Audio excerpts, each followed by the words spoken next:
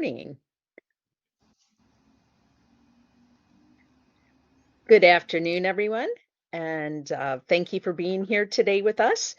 Today we have a wonderful session helping families track their child development, and we're going to look at milestones and resources for supporting families that have concerns.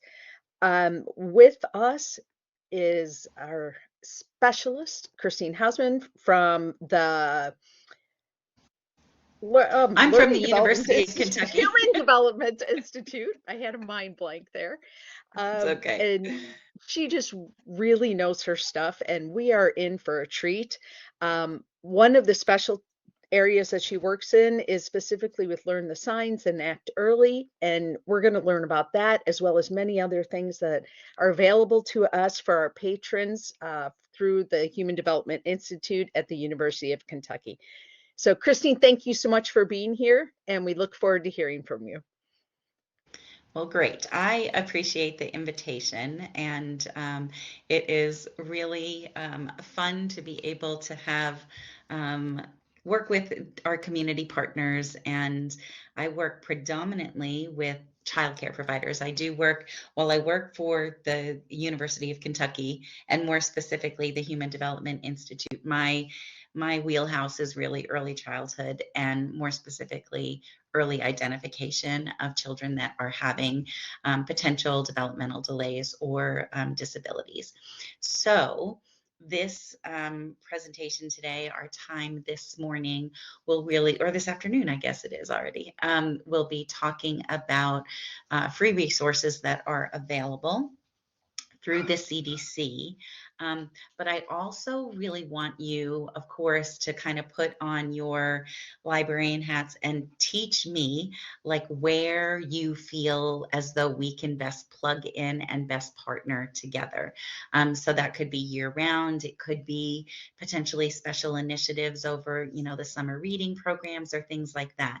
So I'm just kind of planting that seed at this time before we kind of get into more content. So we will be revisiting where we can plug this information in and how you think it would be best utilized or increase the visibility about these materials. So this is kind of the why it is really important to be aware of these resources. Families, about 70% of families are actively searching for developmental milestone information. So this is a topic that is of utmost concern to families. And of the families that use these Learn the Signs, Act Early materials through the CDC, about 90% of them would recommend them to friends. So that is a pretty good statistic as far as the usefulness and the readability and the practicality of these particular developmental milestone resources. So this is kind of what I had in mind today. And again, looks like we're a cozy group today. So feel free to, raise your hand if you have a contribution, use the chat, and just kind of make this very conversational. But I want to share the resources with you. I'd love for you to try out the Milestone Tracker app if you've not used that. So I'll share a QR code with you. And then I really want to think together and brainstorm a little bit about how we could incorporate these materials into library settings and community settings.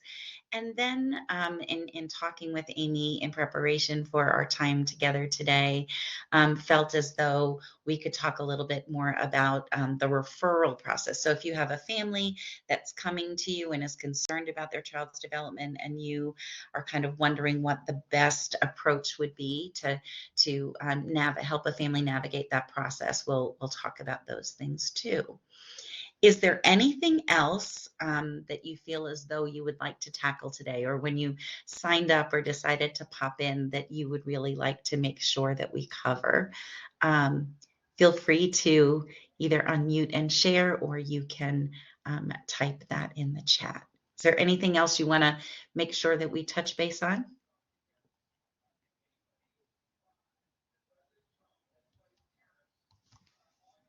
All right, we will move full steam ahead here. All right, so one of the statistics is that as far as the why it's important to monitor child's development is at this time, according to the Adam Network, that does research on this all of the time, there's 1 in about 36 children that are estimated to be on the have ASD or autism spectrum disorder. So, and then there is a statistic about 1 in 6 children have a developmental delay. So those are compelling statistics.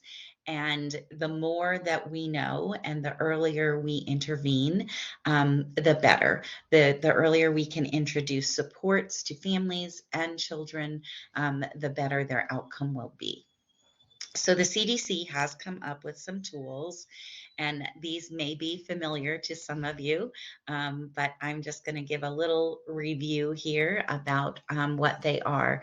So these are all about developmental milestones. They are available in a number of languages. There's kind of these 3 formats. There's the app, which is the Milestone Tracker app, which is on the left. And then I call the developmental checklists are these double-sided sheets that have the developmental milestones starting at the age of 2 months all the way up to the age of 5 years. And each of those developmental levels, not an accident or a surprise, but they do correspond with well baby visits. So at 2 months, at 4 months, at 6 months, at 9 months, 12 months, and so on. So the goal would be that if families are doing these checklists or using any of these developmental milestone tools right before they go to a well baby visit, that the families would then kind of know what the child is doing beautifully, or if there are areas that they might have some additional questions for the doctor about. It's really good timing to knock those questions out before the visit, and then you'll be better prepared to ask targeted questions when you have your well baby visit. And so you can print out those sheets, your child at a set age. So if you're doing a toddler story time and you want to have those 18-month and the 24-month and the 20 the 20, what are they? I'm sorry. They just changed the numbers. But so there's a 30-month and then there's the 3-year-old one. Sorry. So if you wanted to have copies of those available, or you can share that information with families and they could be shared electronically, that would be fine too. And then the third tool is our milestone moments, and that's actually a little bit. It has all the developmental milestones in there from 2 months all the way up to that 5-year mark.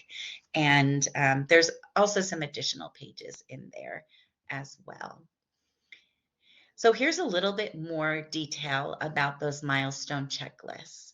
I know the font is kind of small, but I'll let you know that on each of those developmental checklists, there are social emotional milestones, there's language communication milestones, as well as a cognitive set of skills, and physical development or motor development movement. And each of those have a short number of skills. This is not like super, super in-depth. This is not an official screening or an assessment tool. This is what we call developmental monitoring. So it's family engaged developmental monitoring. So families don't need any formal training to be able to utilize these checklists and to be able to monitor their child's development. And then on the flip side of this particular form, it will have a list of all of the things that families can do with a child at that particular age. So some of our families come to parenting and playing with kids, and it's just a very natural thing. And some need to be taught. I'm sure you find that in your story times and that kind of thing. So the flip side of these pages really have very detailed, developmentally appropriate activities for families to do with their children at each of those ages. These sheets, these developmental checklists, are available in many, many, many languages. There are, I don't know, 13 or 14 languages posted on the CDC website. And if you have a family that speaks a language that is not listed, feel free to reach out to me. My contact information will be on the last slide, and I may have access to maybe not a CDC vetted version of a checklist, but we do have many of our community partners, thank you, Amy, that can assist. So we have kind of our official ones up on the website, but many unofficial versions that we have been working on. All right. Here again is our little booklet, and this booklet is available for free on the CDC website if you would like to order them. There are they're not always in stock, number one, but when you find them, I would encourage you, you and your other fellow librarians or family members at the library to go ahead and scoop them up while you can. If they're in stock, they're really good at getting them out to you as quickly as possible. So what I love about this Milestone Moment booklet is it has all of those milestones up to age 5. There's kind of space in there to either write down celebrations as far as oh, she said mama, or she took her first steps, or he threw a ball or kicked a ball for the first time, whatever it is, or my child is not babbling as much as they used to, or my child isn't crawling quite yet, or whatever the family might want to talk to the physician about. So it's kind of like could be scrapbook like, or it could just be just documenting those milestones and those questions for physicians. There's also a page that it's like a 2-page spread that you can document all of the screenings that have happened. Particularly, there is a screening for autism during those toddler years. And so that's kind of nice to make sure that physicians are doing, and you're documenting those on that tracker. All right, so now what I would appreciate, if you don't mind, is to go ahead and take out your phone and see if you can use this QR code and download that Milestone Tracker app. So this is the third format that we have, and it is a free app. It's available in English and Spanish. And all the questions, as far as the developmental milestone questions, are all the same, whether it's a paper format or it is, thanks for the heads up there, Amy, that's great. Whether it's an electronic format or paper pencil version, all the questions are the same. But there are certain bells and whistles, I'm going to say, that the Milestone Tracker app offers. So if it is okay with you, I would like to just give you a couple minutes to download that app and answer some questions. If you have a child of your own, if you have a little patron of the library that you have in mind that you is a regular and you might be able to answer those questions, great. Or if you just want to make up an imaginary child or a niece or nephew, somebody. I'll give you a few minutes to try that out. Here about the app are that it is easy to use, that the language is written at a level that most people would be able to read that and answer those questions. There is a way to add multiple children in there, which is often handy for families that have more than one child. And then there are little photos and short videos for families that may or may not be sure of what that question is actually asking. So that's what I was saying about extra bells and whistles for that the Milestone Tracker app versus like a paper pencil version. There are still like the tips and the activities to do with your child at each of those developmental ages. So that's also in there. There are a couple of things that the Milestone Tracker app offers that you couldn't get from a paper pencil version, and that is that the app will help track doctor appointments. It will remind a family when they need to make a well baby visit. Um, it also tracks all of the developmental milestones that are entered by a family. So you can hit that on the screen here. You'll see My Child Summary, and you can download that My Child Summary and see your previous answers from earlier ages, which is often nice when you're looking at progress, or if you're trying to figure out like, oh, language was fine up until this point, and then we started noticing something that was not quite um, on target. So it's kind of helps you be able to monitor that way. But I gotta say, my favorite thing about the app is sometimes when families are answering questions, you can say, certainly, yes, your child is doing that, or not sure, or not yet. Um, Maybe families haven't ever looked for that skill. Maybe they weren't even aware a child that age was capable of that. And so, if a family is checking not sure or not yet, then the app will send a push notification and will ask how the child is doing on such and such a skill. And that is, you wouldn't have that with a piece of paper checklist. So that's one of my favorite features. And if you get another push notification, if the answer is still not yet, then you might get a prompt, depending on the age, to speak to your child's physician about that.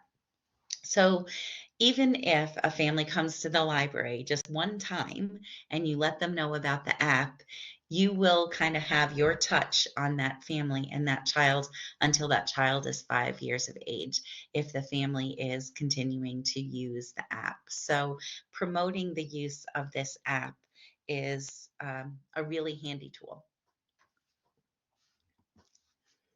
All right. There are also some other resources available. I'm not sure if any of you have seen these titles before, but these books were created specifically with the developmental milestones woven into the plot of these particular stories. So there is one for 1-year-olds and 2-year-olds and 3-year-olds, both in English and Spanish, available for free. Families can order them directly, or you can order small bundles of these books. I also have quite a few of these books in my office. So if this is something that you would like to incorporate and you have a fun way that you would share these books with families, let me know, and we can maybe collaborate and figure out a good way to get those books to you and get those books in the hands of families rather than on my shelves.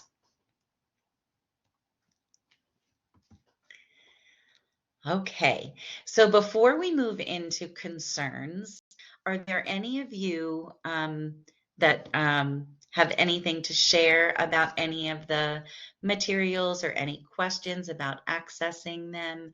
If you did want to order them, you could go on to the Learn the Signs Act Early website and just order them directly from the CDC.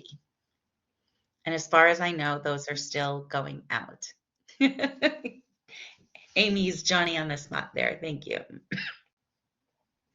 And like I said, some may be available and some may not. Trisha, thank you for that feedback. And it's not only books that you can order, but if you received the information that I sent before, or maybe Amy can add it in the chat, but there's some half sheet flyers, I'm going to call them, and they have the information about the Milestone Tracker app. And so if you wanted to just order a bundle of those, you can order a bundle of those from the CDC that is kind of, I'm going to say generic. Okay, so they just have the CDC's information on them. If you wanted us, or if you have the ability to kind of customize and put your library's contact information on those flyers, the CDC is more than happy to give you kind of the master copies of these documents and have you kind of customize it for with your website or your address and phone numbers or whatever you might want to put on there. So that is certainly allowable as well. And if you have questions about the customizations of any of the it could be the checklists or it could be the app flyers.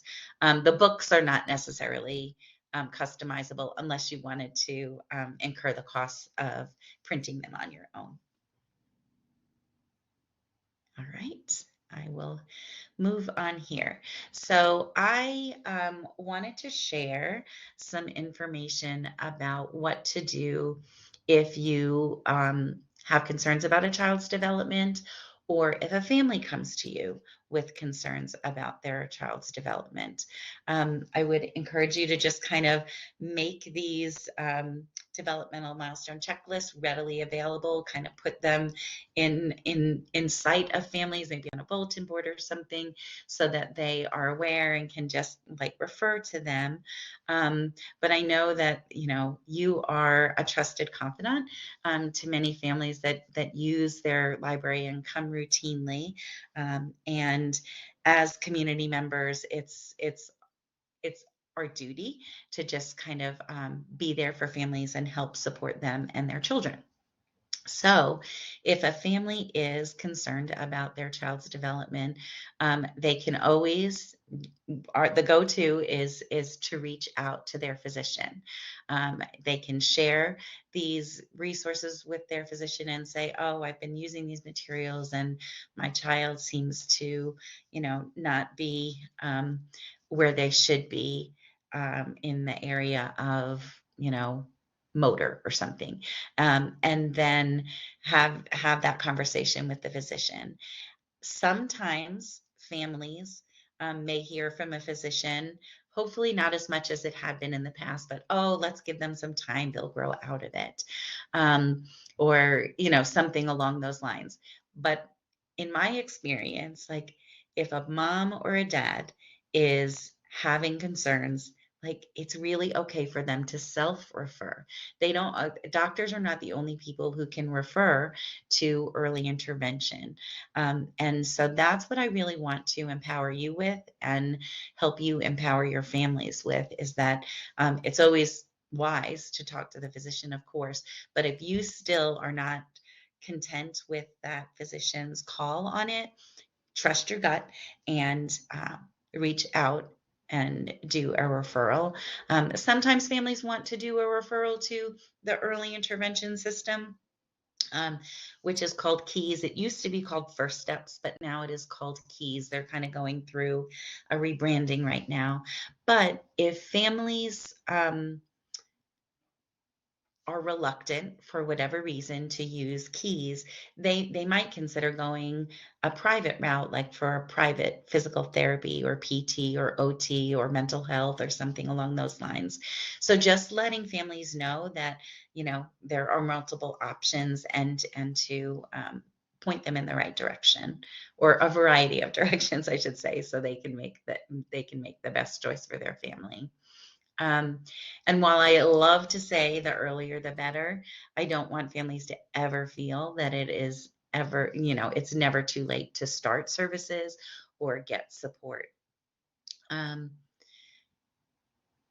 I'll just let you read some of the lines on that side there.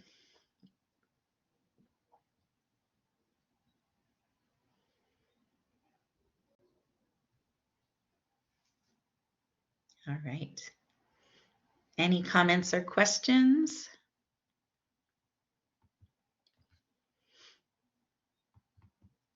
All right. I will just keep going through. One of the resources that I did share ahead of time was a brochure in Spanish and English to Keys, the Kentucky Early Intervention Services. And so that might be a handy tool to have available to families, or for you to have some copies of, in the event that a conversation did occur. But like I said, anybody can refer to keys, but it is the family that has to consent to that evaluation and the services. So even if a teacher or someone in the community, such as yourselves, may find you may choose to refer to keys, if a family receives that call and does not want to follow through on that, that is totally their choice. But these bullets on this slide just tell you what to expect. So when a referral is made to keys, a family would consent and they could receive an evaluation of their child. And that's both a family assessment as well as an assessment of the child across all the different developmental domains. And if the child does qualify for services, you have to, there's certain percentages of delays that they need, and or different types of diagnoses that would qualify them. But if they do qualify, then they partner with a service coordinator, and whoever that primary therapist would be, whether it's OT, PT, speech, or a developmental therapist, and they would write a very specific plan called an individualized family service plan. And that is reviewed a couple of times a year, and it is very specific and family driven as far as what those goals are going to be. Legally, every state is required to have an early intervention system, and there are laws about how long the process would take to get a child onboarded and get there from the date of the referral. Some of the services are provided in the home. Some may be provided virtually. And again, a family would need to agree to the best format and location for their particular child. And the virtual training,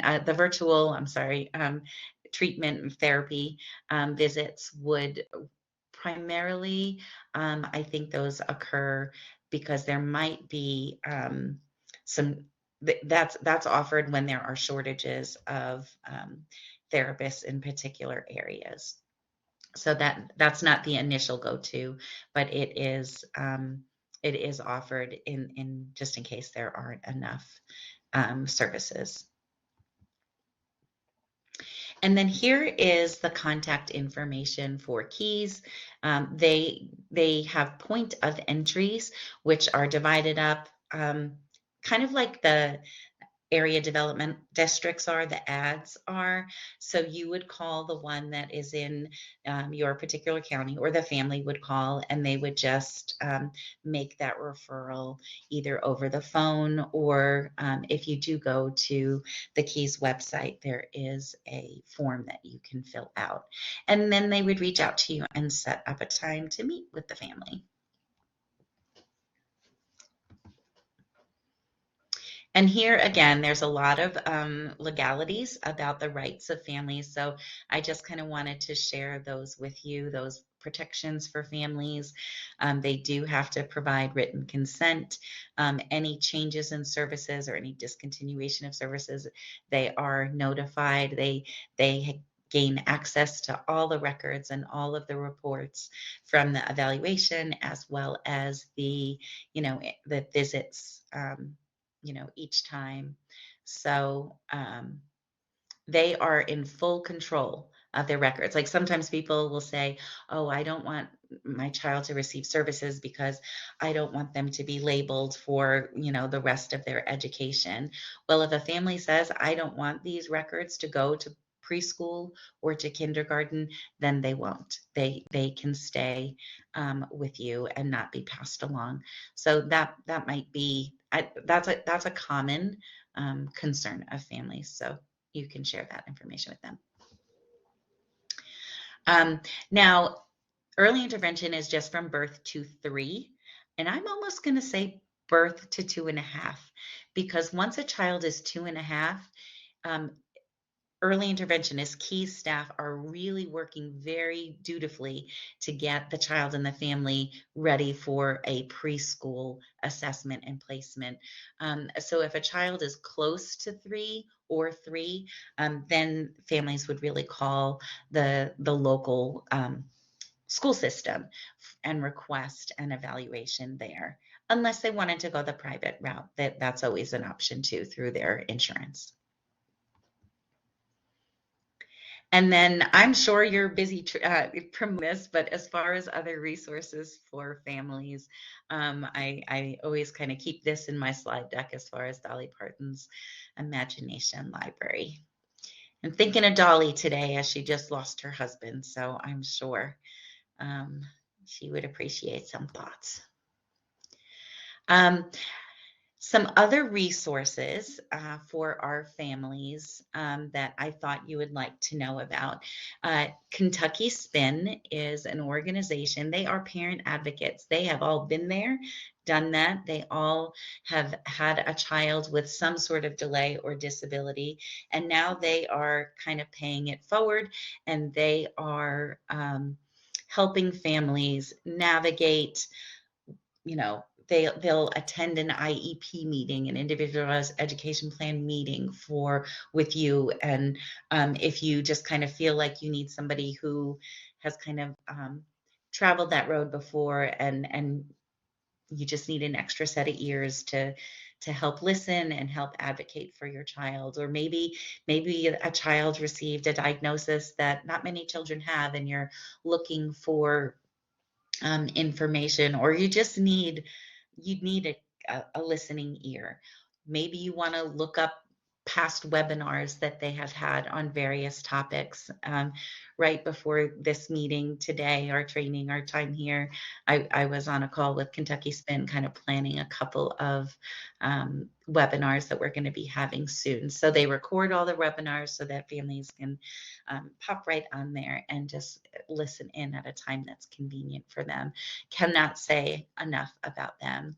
And then another one of my go-to resources for our folks that have received a diagnosis of autism or waiting for an evaluation. Unfortunately, there are families that have to wait a lengthy period of time to receive a diagnosis. And I always direct people towards the Kentucky Autism Training Center because they have lots of information available. And I'm going to say you can do many of the things that they have while you're waiting. So it's a very stressful period when a family has kind of accepted that, okay, I have this concern about my child. I'm moving forward with, requesting an evaluation, and requesting like a medical evaluation versus an educational evaluation. Those are two different things. So you can pursue them both simultaneously if you want services through the school. Certainly move forward with that.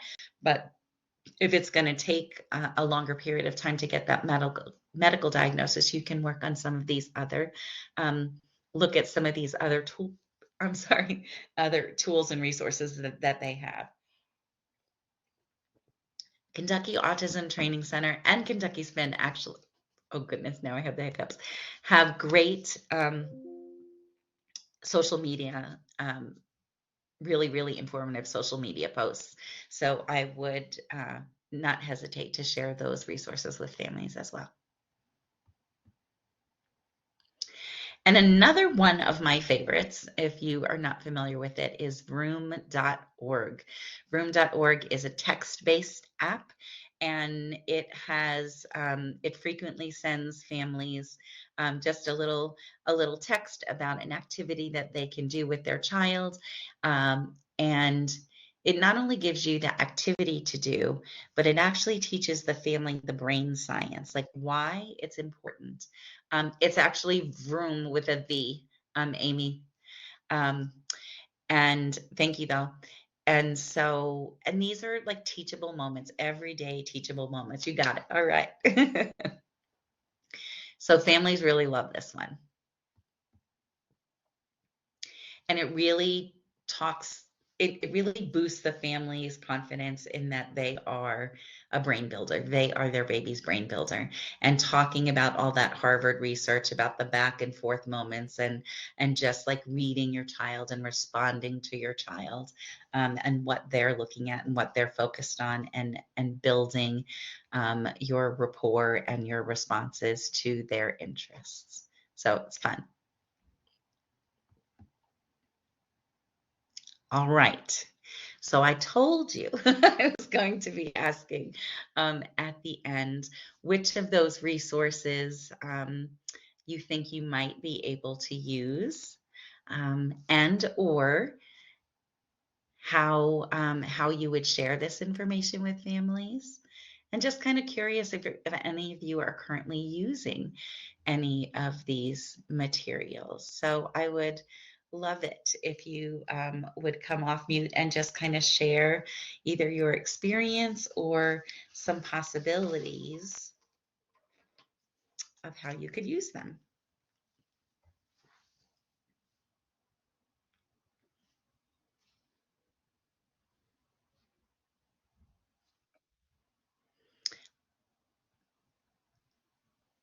I'll say that one thing I like about it is um, no matter what language you're in, everything is very similar. And it's very user friendly and pretty intuitive, so that people can jump right into it. So I like that aspect of it. Thank you for sharing. So have you used it before, or just from your experience today, you feel as though it's user friendly? Uh, from before and also especially right now, just digging around. Okay. Okay. Great.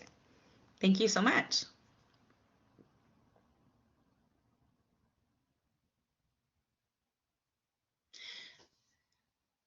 So, given that my primary hat is early childhood, specifically within like a childcare setting or a school setting, like how do you see these fitting as resources within the library environment?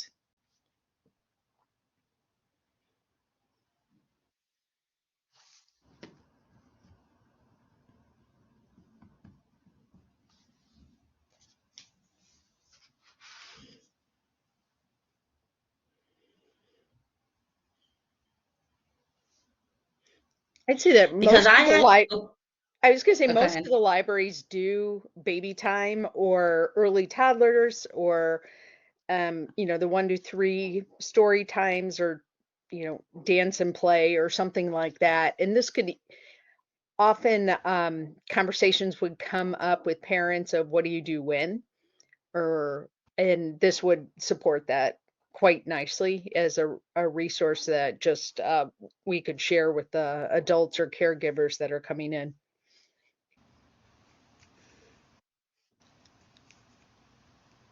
Yes, I agree.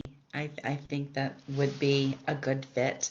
Um, and then, if you are able to just print some of the materials off at the different ages, or share things electronically, or post anything on any social media that you might have, those are also options. If you go to the CDC's website, everything they have there you are able to borrow. So it's all readily available to you.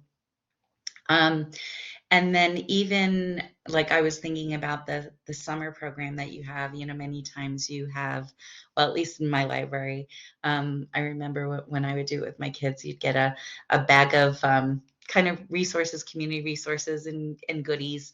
And if, for those families, under 5, if if you had the ability, or if you want me to print and send you some, um, the milestone tracker apps for, the younger kids, I could certainly do that. So that would be a way of getting that information out.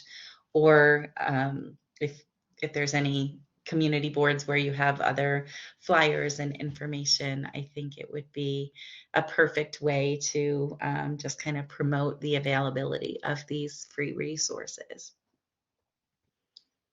Another thing I did just at the beginning after you shared some information was like I sent the links to those free books to some social workers and frisky workers. So it could, like family resource workers. So it could be a way to reach out or form partnerships with them if you don't have that already. Yeah, yeah.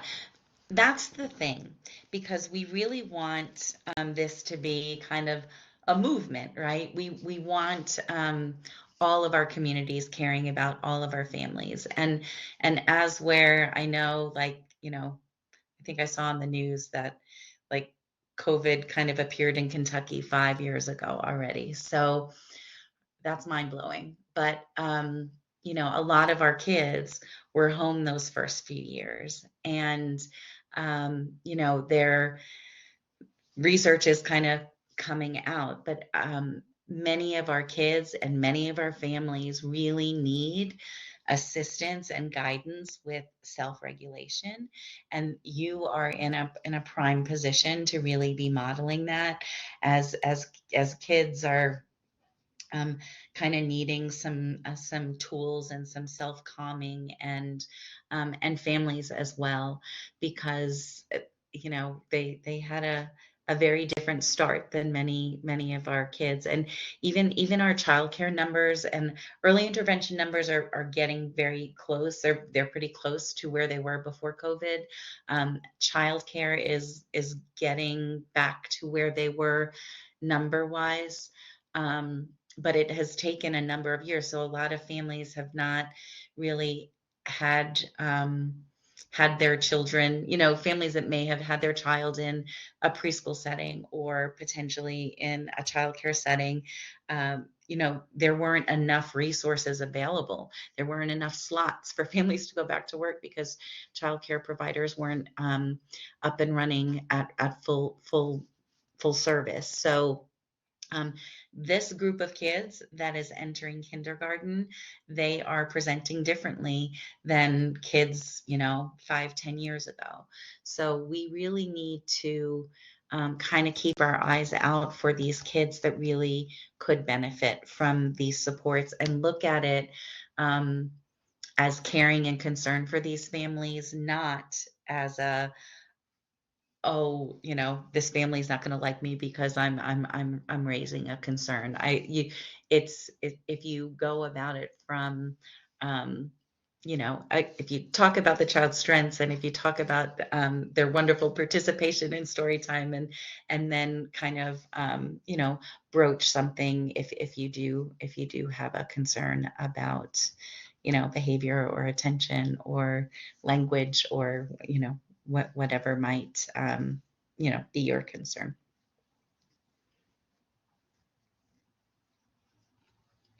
Are there any other questions that you have related to either resources with developmental milestones or partnering with childcare? I'm also a credentialed trainer. If any of you have any interest in becoming a credentialed trainer, I could certainly talk to you about that at any point. So feel free to reach out. And I know that Amy was kind enough to post some additional resources that the Human Development Institute has as far as sign language classes. And we really do serve individuals with disabilities across the lifespan, and that starts from birth all the way to the end of life. So if you have questions about accessibility or universal design in your libraries, I have colleagues that is just their passions. I'm an early childhood person, but assistive technology is another area that they could certainly assist with. So feel free to reach out. If I'm not the person, then I can certainly phone a friend and get you some answers and some resources.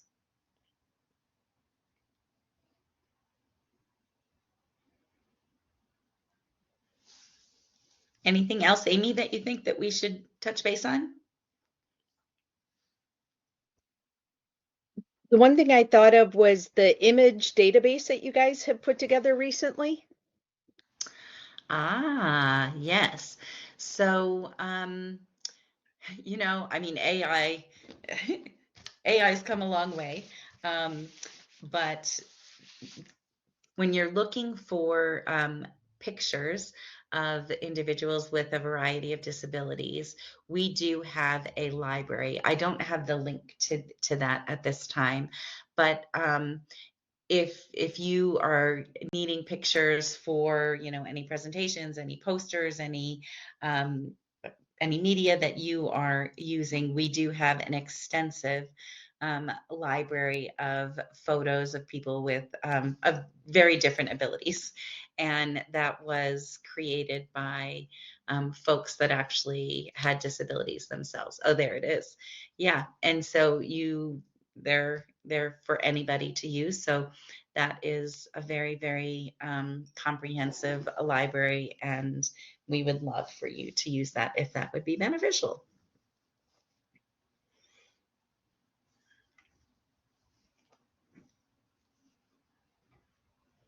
Well, I appreciate your time and attention today, and I hope that you are able to use these tools and feel free to. I'm going to give you my contact information here.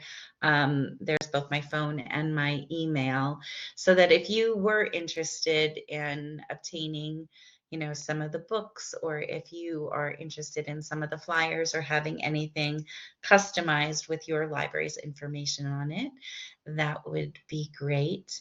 Um, oh, did you share the information, Amy, about Project Scope?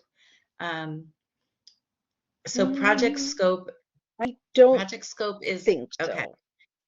All right. Project Scope, and again, you can reach out to me if this is of interest to you, because we're 2 weeks into an 8-week series, but you don't have to come to all of them. It's fine. Um, and if you have any programming, or if you are serving many families that have moms that have substance use disorder, and working with them, supporting them and their families, there is a special 8-week series that we are 2 weeks into. Perfect. And that is a free program. It's an hour and a half every Monday, from 3:30 to 5, and I'm sorry, 3 to 4:30. I think 3 to 4:30.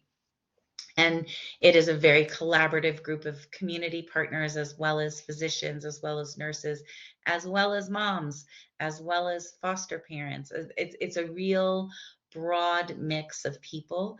And it's done through the ECHO model, which is kind of a training model that is related to um, all voices are equally as valuable. So whether you're a physician, or whether you're a child care provider, whether you are a librarian, whether you are a parent who has a history with using substances, whomever you are, you have experience and a voice to share and experiences to share, so we can move forward and all learn from each other. So it's a wonderful opportunity if that is an area of interest or a population that you serve. So know that you could certainly reach out there, and I would reach out to me if you're interested in that.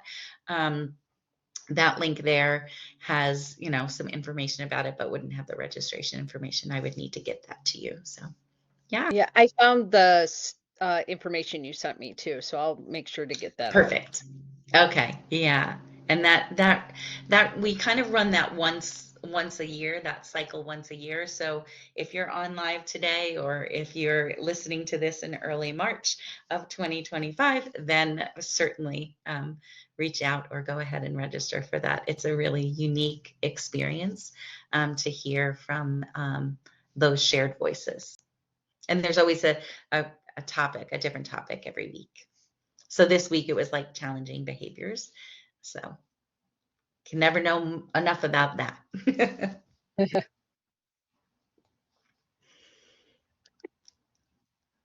Well, again, I appreciate the opportunity, and I'll stay on another minute if anybody has any questions. But um, Oh, Christine, thank you so much for doing this for us. sure, This is absolutely. just a wealth of resources, and I'm thankful we have all of this saved too, so we can go back and reference it.